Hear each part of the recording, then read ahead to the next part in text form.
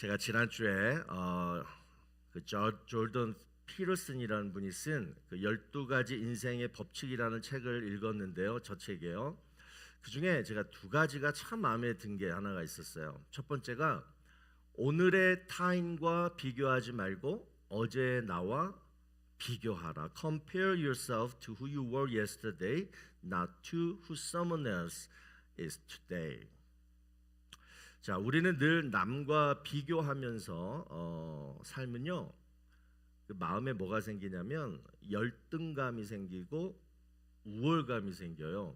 그래서 자꾸 의기소침해지고 또 시기 질투하게 되고 또는 교만해집니다. 그 세상에서 제일 안 좋은 것들이 막 생겨요, 마음에. 그래서 절대 남과 비교하지 말라. 비교하려면 누구랑 비교하냐면 어제 나랑 비교하라는 거예요. 여러분, 올해 2025년도 1월 달 여러분들 모습하고 오늘 12월 21일 지금 모습하고 어떤 모습이 더 낫습니까? 어쩌면 여러분 가운데 1월 달 모습이 지금 모습보다 더 낫다, 더 좋다, 이런 분들은 아마 중간에 어떤 일이 좀 안 좋은 일들이 있었을 거예요. 파워포인트 보시면 여러분들 이빨 닦을 때 제일 먼저 하는 게 뭐냐면요, 치약을 짜는 일입니다. 자, 오늘 집에 가셔서 한번 오늘 아침에 짠 치약 모양을 한번 보세요. 아마 저 그림 중에 한 가지일 거예요. 우연히 제가 저걸 발견한 건데 이 치약 짜는 습관으로 그 사람의 성격을 알 수 있다고 하는데요. 자, 왼쪽부터 보시면, 자, 늘 이렇게 항상 가운데 부분을 이렇게 짜시는 분, 이런 분의 성격이 이렇답니다. 성격이 충동적이고, 그리고 늘 이렇게 해서 여러 사람들 있으면 거기에 화제에 이렇게 중심이 되고자 한대요. 이게 가운데를 짜면. 다음 두 번째, 밑에서부터 이렇게 말아서 이렇게 짜시는 분은요, 당연히 근검 절약형이고, 대신에 저는 이게 이해가 안 되는데 좀 우울할 때가 많대요. 그렇습니까? 모르겠어요. 세 번째, 저 맨 윗부분 짜시는 분, 나는 맨날 맨 윗부분을 짠다. 한번 손 들어보세요. 전 너무 궁금한데, 저 임혜순 권사님하고 은총이가 그러네요. 자, 성품이 이렇답니다. 성격이 괴팍하거나 고집이 아주 세다고 해요. 오늘부터 바꾸세요. 자, 이제 마지막 네 번째, 그대로예요. 치약을 안 짜고 늘 그대로 놔두는 분. 이런 분은 어떤 사람이냐면 이빨을 안 닦는 분이래요. 사회성이 없거나 늘 입냄새가 난다고 합니다. 자, 가끔 우리는 여러분 치약을 보면서 요즘 내 모습 같다라는 생각을 하게 되는데요. 언제 이렇게 내가 흰머리가 이렇게 많이 생겼지? 거울 보면서. 또는 언제 이렇게 내 주름살에 얼굴이 이렇게 많아졌지? 또는 내 마음 한켠이 왜 이렇게 막 이렇게 크게 눌려져 있지?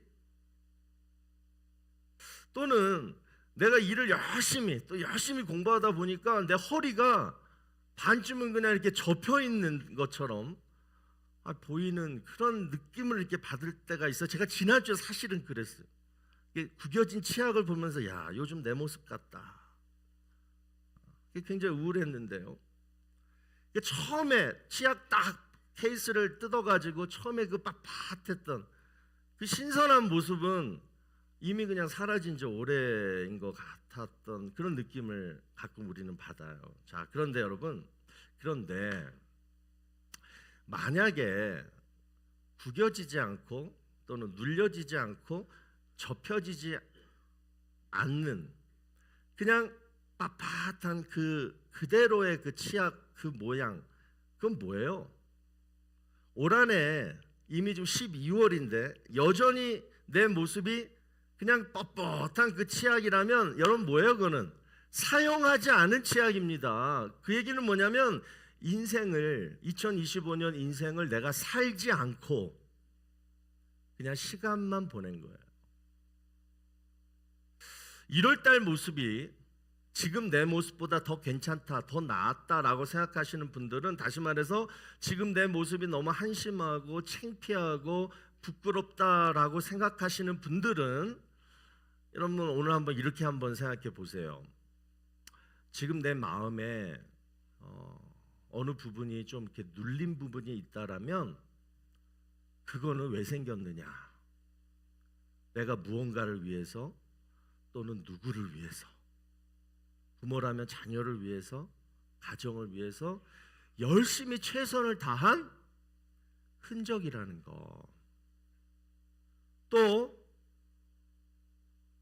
내 모습이 이렇게 울퉁불퉁한 그런 모양이라면 내가 참 힘들었던 그 시절에 그 순간에 내가 포기하지 않고 끝까지 버텨낸 그 흔적이고, 또는 내가 실수할 때 그때 내가 다시 깨닫고 다시 회복하려고 했던, 다시 일어서려고 했던 그 모습이라고 한번 여러분 생각해 보세요. 하나님은요, 사용하지 않은 새 치약보다 어쩌면 이런 치약을 더 귀하게 여기십니다. 아픔이 뭔지도 알고 또 내 나약함이 얼마나 심각한지도 잘 알기 때문에, 그래서 하나님을 더 의지하게 되고 또는 다른 사람을 더 이해할 수 있는 거예요. 그래서 혹시 요즘 내 인생이 치약처럼 참 보기 흉하고 울퉁불퉁하고 또 이렇게 구겨져 있고 또는 꽈배기처럼 이렇게 쥐어 짜져 있고 이런 것이 보인다라면 여러분, 그것은 여러분 인생이 망가졌다라는 것이 아니라 이미 하나님께 쓰임 받고 있고, 앞으로도 하나님은 이런 불쌍한 나를 더 귀하게 사용하실 것이다. 이 사실을 여러분 믿게 되시기를 바랍니다. 두 번째로 조던 피터슨이 이렇게 말해요. 두 번째로, 세상을 비난하기 전에 방부터 청소해라.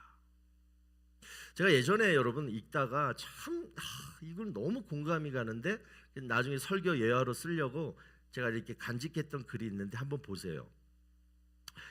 인생의 중요한 기회를 놓쳤던 순간엔 늘 불필요한 감정이 있었고 이는 내 판단력을 흐리게 했다. 내가 가장 무력하게 느껴지는 순간은 늘 똑같다. 이미 지나간 과거를 곱씹으며 후회할 때다. 그 시간은 되돌릴 수도 내가 통제할 수도 없다. 그래서 나는 결심했다. 과거를 포기해야 오늘을 얻을 수 있다라는 것을. 여러분 이해되십니까? 내가 왜 이럴 달보다 지금 내 모습이 더 형편없게 되었을까? 그 이유를 따지지 말고 변명하려고 하지 말고 그냥 포기하고, 내가 통제할 수 없는 거라면, 그리고 그냥 방 청소를 하라는 거예요. 미뤘던 일들을 다시 하나씩 하나씩 처리하라는 거예요. 거기서부터 새롭게 다시 시작하면 된다라는 거예요. 그래서 올해 성탄절 설교 주제를 이렇게 정해봤어요. 다시 새롭게 시작하자. Let's begin again. Let's start fresh. 여러분, 성탄절의 의미가 뭡니까? 단지 예수님의 탄생을 기억하는 걸까요? 물론 그것도 중요하지만 더욱더 중요한 거는 오늘 본문 21절하고 23절 때문에 우리는 성탄절날 다시 시작할 수 있는 은혜를 얻을 수 있다라는 거예요. 그러니까 성탄절날 주시는 하나님의 은혜가 있다라면 그것은 내가 다시 새롭게 시작할 수 있는 그러한 은혜를 성탄절날 우리 하나님께서 주신다라는 거예요. 먼저 21절 여러분 볼까요? 우리가 너무 잘 아는 말씀인데요. 아들을 낳으리니 이름을 예수라 하라. 이는 그가 자기 백성을 그들의 죄에서 구원할 자이심이라 하니라. 자, 여러분, 죄로 인해서 내가 무너진 것들, 죄로 인해서 실패한 것들, 죄로 인해서 상처 입은 마음을 여러분 하나님이 다시 구원해 주시기 위해서 예수님을 이 땅에 보내주셨다라는 거예요. 그래서 예수님이 어디서 태어났습니까? 호텔? 마구간에서 태어나셨어요. 그러니까 가장 낮은 자리, 가장 밑바닥, 가장 실패, 가장 희망이 없어 보이는 그 자리에서도 하나님의 아들 예수님이 다시 새롭게 시작할 수 있다라는 것을 보여주시기 위해서 예수님은 마구간에서 태어나셨어요. 또 23절 여러분 보시면 보라 처녀가 잉태하여 아들을 낳을 것이요 그의 이름은 임마누엘이라 하리라 하셨으니 이를 번역한즉 하나님이 우리와 함께 계시다 함이라. 자, 이제 다시 시작하려고 오늘 결단했어요. 근데 시작은 참 힘들어요. 미약해요. 하지만 우리가 다시 keep going, 다시 계속 시작할 수 있는 이유는 바로 요 약속이에요. 임마누엘, 하나님이 나처럼 죄인이고 나처럼 부족한 사람도 나와 함께 하신다. 이 약속을 여러분 믿는 것입니다. 이 약속만 내가 믿는다라면 포기할 필요가 없다라는 거예요. 다시 한번 새롭게 시작할 수 있다라는 것입니다. 그래서 그러면 자, 오늘 우리가 다시 새롭게 시작할 때 붙들어야 할 이 약속, 임마누엘, 하나님이 나와 함께 계시다. 이 약속이 여러분 언제부터 시작이 되었느냐를 한번 살펴봐요. 자, 에덴 동산 하나님이 뱀에게 하신 창세기 3장 15절이 바로 요 말씀입니다. 한번 다 같이 읽어볼까요? 시작. 여자와 원수가 되게 하고 내 후손도 여자의 후손과 원수가 되게 하리니 여자의 후손은 내 머리를 상하게 할 것이요 너는 그의 발꿈치를 상하게 할 것이니라 하시고. 자, 여러분 이 구절 아시잖아요. 이 구절은 하나님이 사탄에게 한 말이지만 사실은 이 지구상에 태어날 모든 인류에게 하신 하나님의 첫 번째 약속입니다. 자, 여기서 여자의 후손이란 누구예요? 바로 예수님을 말해요. 그러니까 에덴 동산에서 말씀하신 건데 이미 예수님을 이 땅에 보내주시겠다. 그래서 그 예수님이 사탄을 누르고 죄의 문제를 해결해주고 그 다음 슬픔과 고통에 빠진 불쌍한 사람들을 다 구원해주겠다. 이 약속을 에덴 동산에서 하셨다라는 거예요. 이미. 그리고 이제 보세요. 오늘 본문은 그 약속이 어떻게 이제 성취되어지는지 이루어지는지 그것을 구체적으로 설명하고 있는 말씀입니다.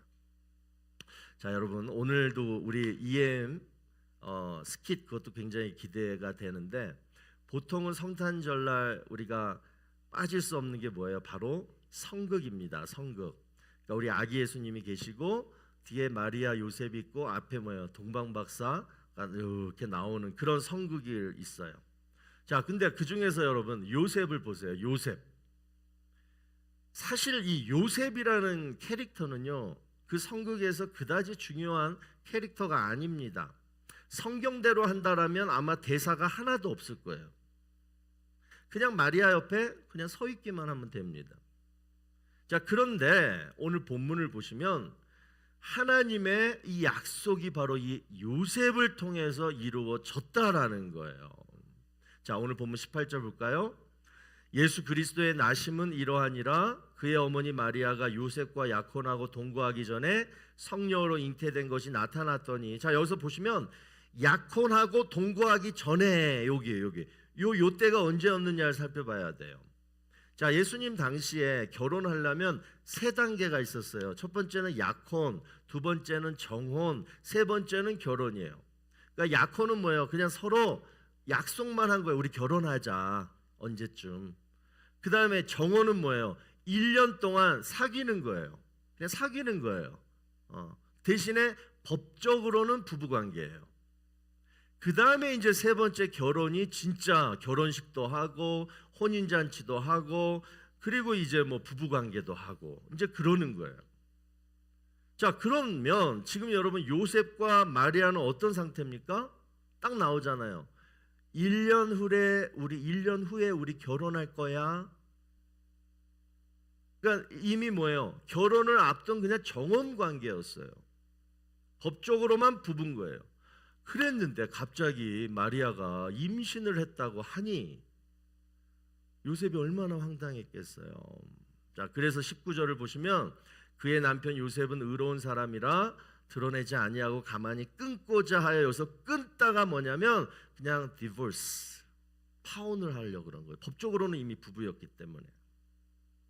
자, 그런데 이것을 이렇게 생각하고 고민하고 있을 때 하나님께서 꿈을 통해서 뭐예요? 천사를 보내주세요. 자, 그리고 이제 하나님의 약속이 막 이제 성취가 되어지는데, 어떤 약속이냐? 아까 얘기했던 에덴 동산에서 하셨던 그 첫 번째 약속, 그리고 중간에 지금 이 시점에서 700년 전에 이사야 선지자에게 하셨던, 좀 더 디테일하게 약속하셨던, 예언하셨던 그 약속을 지금 가브리엘 천사가 요셉한테 들려주는 거예요. 자, 그게 본문 23절의 첫 번째 문장입니다. 뭐라 그래요? 보라, 처녀가 잉태해서 아들을 낳을 거다. 근데 하나님의 약속이 뭐예요? 처녀가 임신해서 아들을 낳을 거라고. 이제 요셉은 결단해야 했습니다. 하나님의 약속을 믿어야 되나? 아니면 지금 내 감정, 분노, 불신, 또는 다른 사람의 시선, 이런 것들을 지금 내가 의식해야 할 것인가? 오랫동안 막 갈등했겠죠. 그런데 결국은 요셉은 뭘 택합니까? 하나님의 약속을 택해요. 그리고 믿어요. 그리고 그 결과 요셉은 마리아를 의심하지 않고 아내로 맞이했습니다. 그리고 예수님은 성령으로 잉태되셨지만 요셉은 그 예수님을 자기 아들로 맞아들입니다. 오직 하나님의 약속을 믿고. 그래서 여러분, 하나님의 에덴 동산에서 이사야 선지자를 통해서 하셨던 그 수많은 약속들이 바로 이 요셉의 결단과 믿음 때문에 이 땅에 성취되어졌고, 그 예수님이 이 땅에 그렇게 오심으로 나중에 십자가에 달려 돌아가심으로 저와 여러분이 구원받은 거예요. 그래서 이 요셉의 결단, 그 순간, 천사한테 들었던 그 순간, 그날 밤 그 갈등, 거기서 뭘 선택했느냐에 따라 모든 인류가 이렇게 구원을 받는 결과를 맞게 되었다라는 것입니다.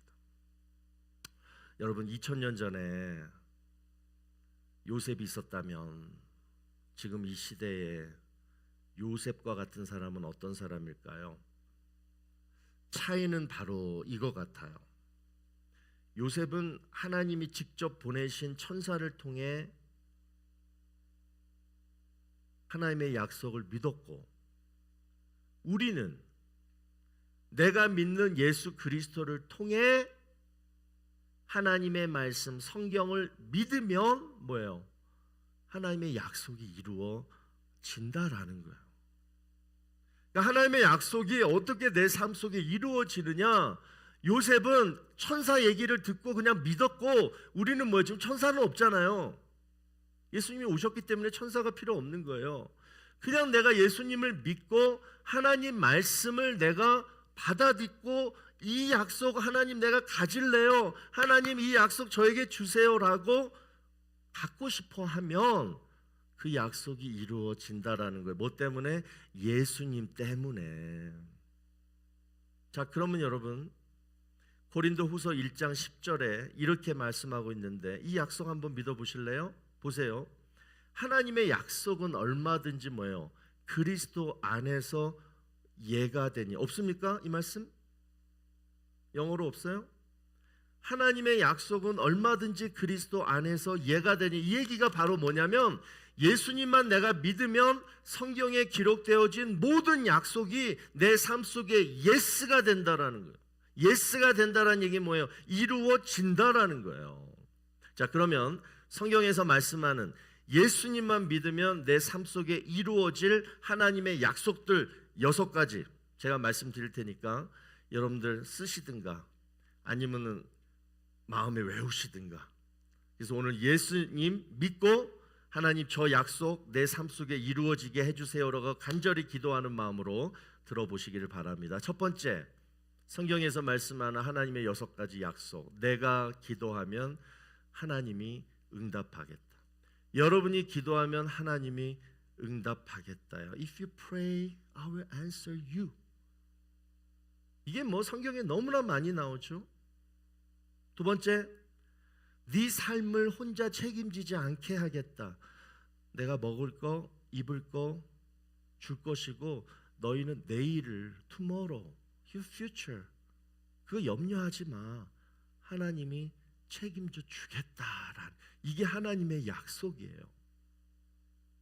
여러분이 정말 예수님을 믿는다라면, 오늘 크리스마스의 주인공이신 예수님을 믿는다라면 이 약속이 이루어지는 거예요. 세 번째, 상황보다 먼저 네 마음을 내가 지켜주겠다.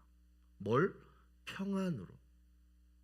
네 번째, 넘어져도 아주 그냥 완전히 납작 엎드러지지 않게 내가 넘어질 때 붙들어 주겠다. 안 넘어지게 해주는 게 아니라 넘어져도 다시 일으켜 세워주시겠다.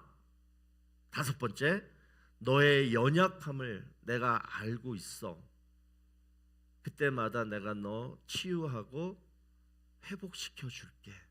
마지막 여섯 번째, 너가 지었던 죄, 너의 실패, 내가 정죄하지 않겠다. I will not condemn you for your sin and your failures.